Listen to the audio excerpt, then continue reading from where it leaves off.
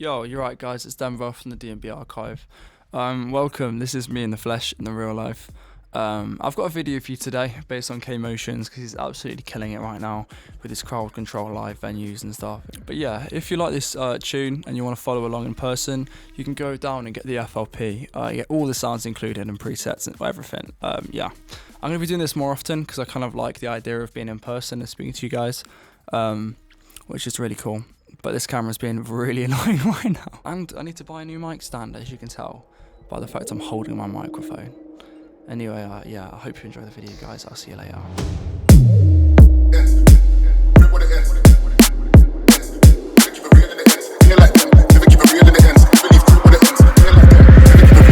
Never leave crib where it ends.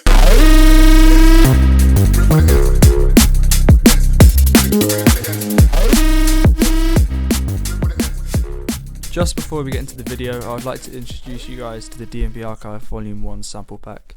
This pack includes 111 high quality presets and samples, some of which are used in previous videos. There is currently 10% off at the dmbarchive.co.uk, so check it out. Cheers, enjoy the video. Cool, we'll jump straight into the drums. I have a simple little DMB pattern here with this kick and snare.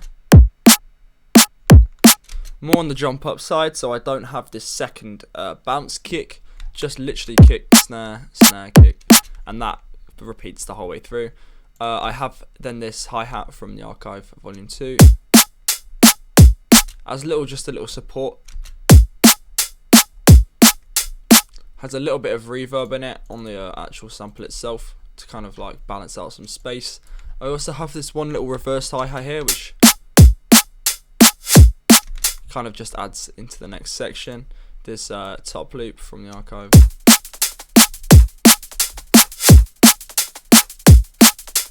And again, just filling out space. And then I have this little atmosphere.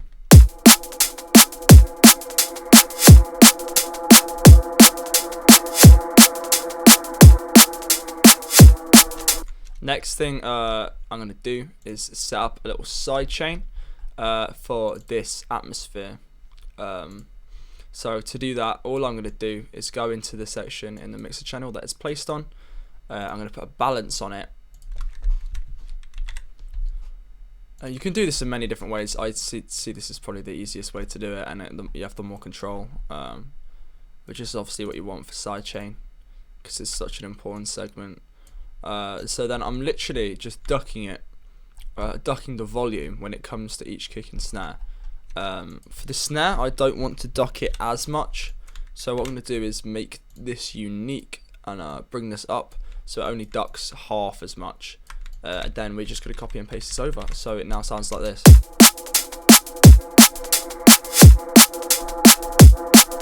As you can hear, that kick and snare is now punching through the mix like anything else. Cool. Now I'm going to show you some effects that I would use on my drum bus. So everything is routed into these channels, as you can see. Hats, snare, the snare bus, and the kicks going into the drum bus. So first thing we're going to affect is the snare, which is this one right here. As you can tell, it's probably a little bit too loud, so I'm going to bring this down a bit. That's cool.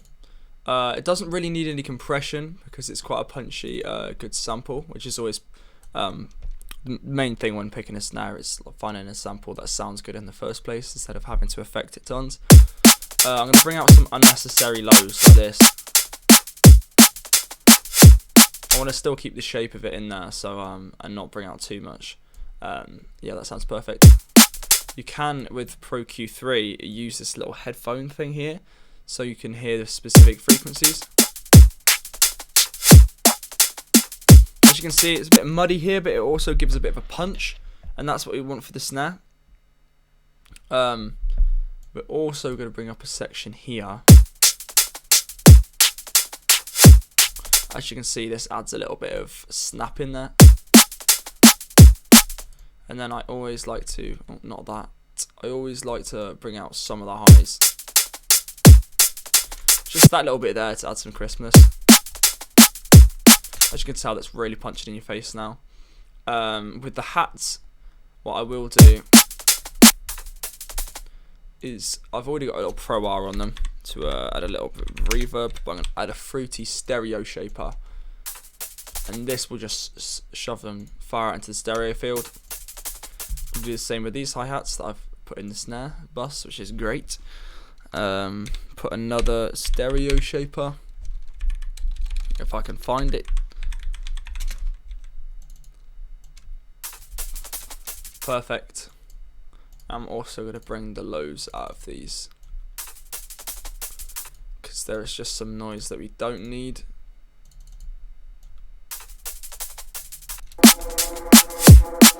Alright, cool. That's sounding a lot better. For drum bus compression, on here, I'm literally going to add a free clip on the end of this, or a soft clipper, the stock FL one, whichever you think. This is a free clip, as you can tell by the name. That just sets everything to 0, so nothing surpasses that point. I'm then going to add a Pro C to it, and I'm going to put this on bus mode here, so we get a nice quick attack on it, or long attack, sorry. I'm going to start with the threshold being quite low, so I can properly hear what the compression is doing.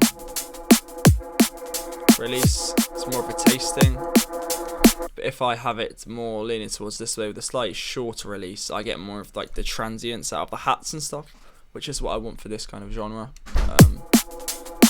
And the attack being at this angle with like a longer amount means that it only starts compressing after a certain amount of time, which it tells you here is 132 milliseconds, which gives us that little punch of each transient, which kind of can just punch through the mix and not be compressed, and then everything else is compressed, if that makes sense. Cool. I'm kind of happy how that's sounding. I'm going to now bring the threshold to just below 2. Then the threshold, the ratio, sorry, that was, and then bring the threshold back up.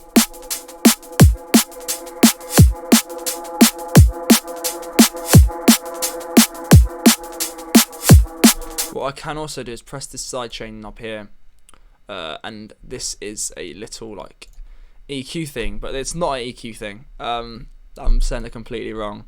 It's basically, you can turn off parts of the frequency spectrum that is signaling to be compressed. So if I'm removing all the lows out here, the kick is being ignored. The kick will still be compressed, but it's ignored in the overall like signal input to the compressor, which means it will be compressed a lot less because it's not taking in the fat kick signal. As you can see, because look, if I have it here, compression's at about -4.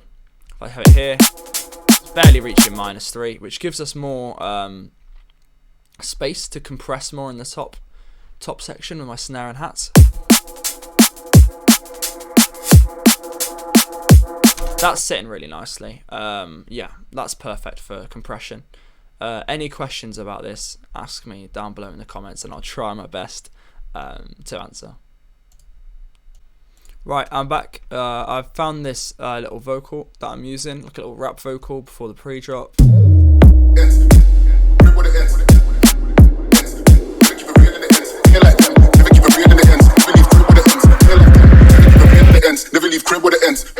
This delay's taken out here, that's what this automation's for.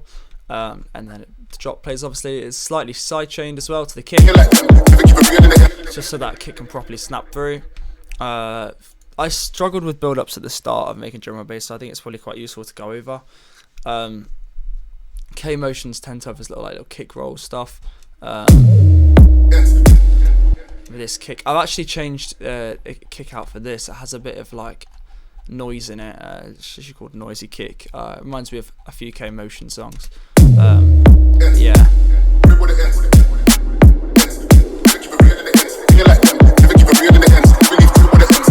This snare interjects just here where you would usually be placed.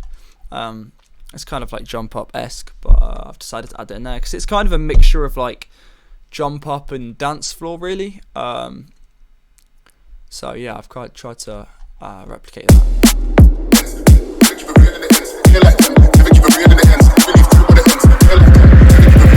Never leave crib with the And then I have also this bit here. If you can hear that, it's quite quiet. It's just the bass which has been exported, and this is an EQ on it and some reverb. Then some more atmospheres and a sub drop, and that's the whole build up. Right, cool. I've got a little drop now, which I'll play out quickly.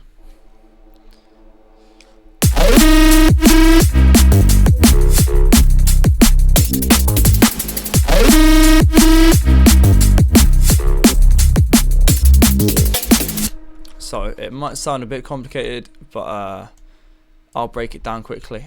Really, it's not. I have made only a very slight few changes to the drums. I've just turned the out knob up on the snare, so it's a bit more like clippy and in your face.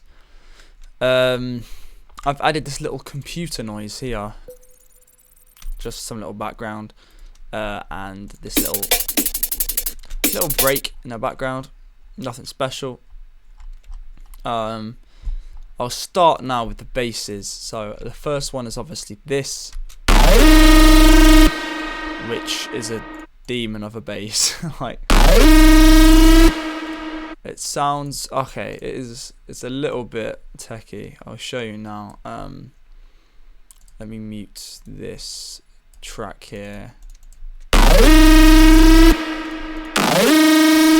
That's it without the sub. So all I have is a sine wave, octaves down 2 and down 5 semitones.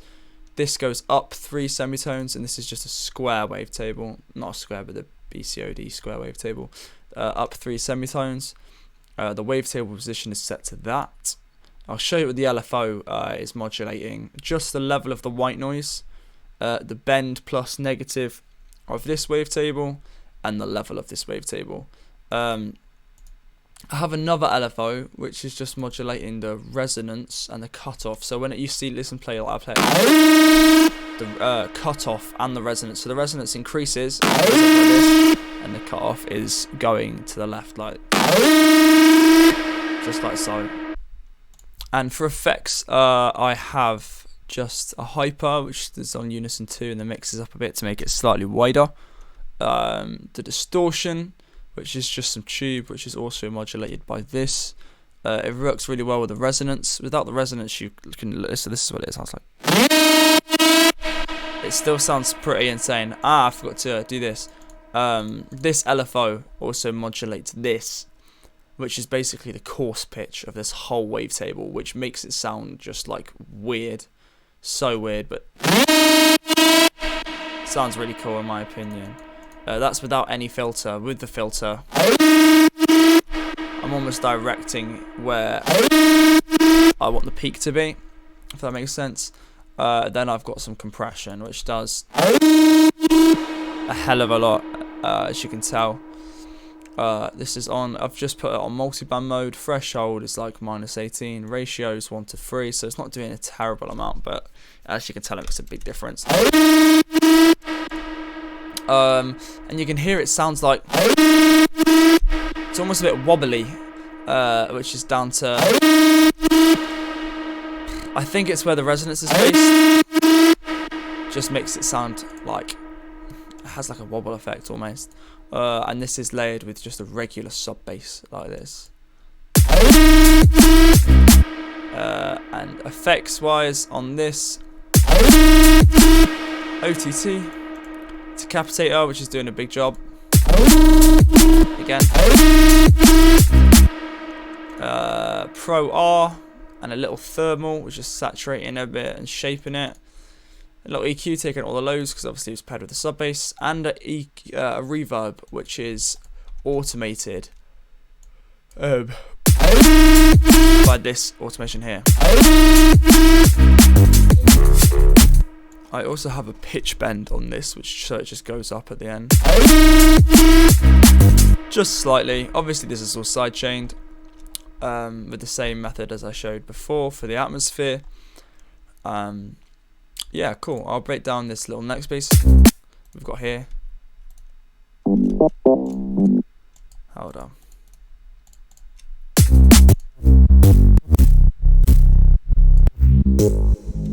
It's quite a weird one. It sounds quite clean though. I've got a decapitator, some saturation knob, and this frequency shifter, which is this weird noise at the end, as you can hear. And this bit makes it like shifty and weird. I've put the feedback up and the frequency up like that. And I'll break down this sound for you. It's only simple. It's a sine wave, but I've gone into it and changed this to saturate it a bit more. Changing the harmonics, and this LFO modulating the octave, so as you can tell, it goes like pitches down really quickly. This also modulates the cutoff, which isn't really doing a terrible amount. This is also, this next LFO is modulating the bend plus, just changing the sound around a bit.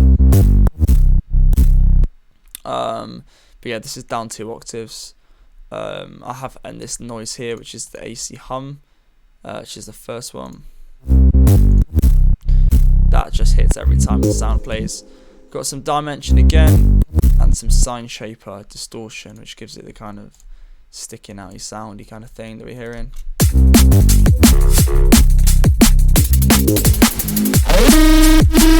As you can hear, it kind of just goes into the next bass, which sounds quite cool.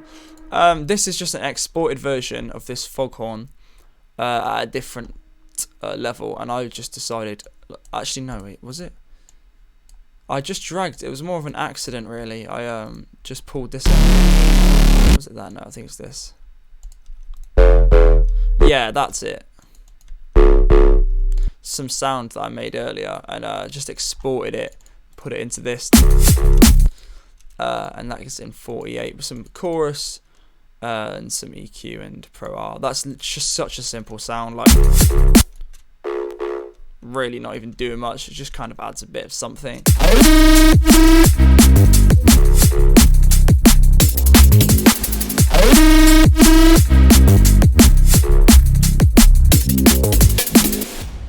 Cool. I want to show you quickly what I have on my master to show you it doesn't take much at all to make it sound cool.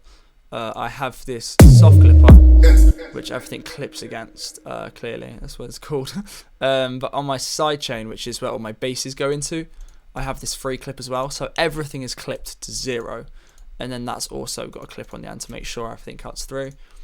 And the smile, which was obviously I've used previously in the video, and just a limiter, which literally just brings up the gain by 1.6. You can hear everything hits here. And also what I can add is what's it called, a Yulin meter.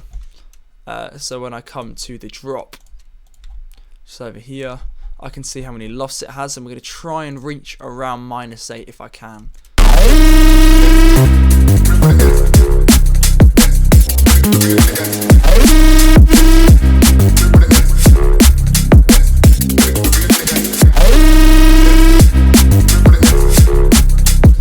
Okay, for now it will do, but I'm going to try and push that after to about -2. Doing this, I'll probably have to make the sub more like present, especially in this part, because it's detuned. It's a bit spread, but that won't be too hard to do. And I'll have to bring up probably the sub for the foghorn, and that should be at like the desired -8. It's reaching around there short term anyway, so it doesn't matter too much for the time being. This isn't really a master anyway, it's a very basic little pre-master kind of setup. I hope you've learned a lot today. I'm going to play the rest of this track out for you, with the build up and drop together. It does sound quite Kmotionz-y, not as much as I would have liked, but it has that kind of dance floor jump up blend. But yeah, I hope you've enjoyed. Yeah, I'll play it out now.